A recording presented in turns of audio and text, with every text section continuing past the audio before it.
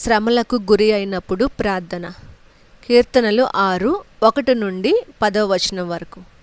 ప్రభు, నా మీద కోపించి నన్ను చివాట్లు పెట్టకము.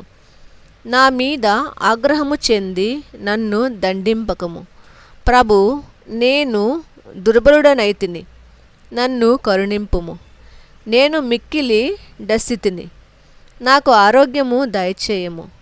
నేను మిగుల వ్యాకులము చెందితిని. ప్రభు, ఈ వేదన ఎన్నాళ్ళు?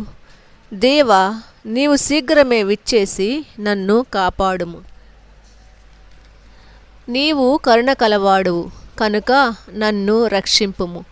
మృతులు నిన్ను స్మరింపరు, పాతాళ లోకమున నిన్ను ఎవరు స్తుతింపరు.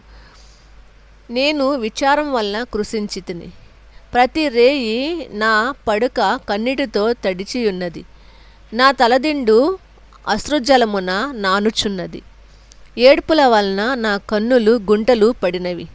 శత్రువుల పీడనము వలన కంటిచూపు కూడా మందగించినది. ప్రభువు నా రోదనమును ఆలించెను.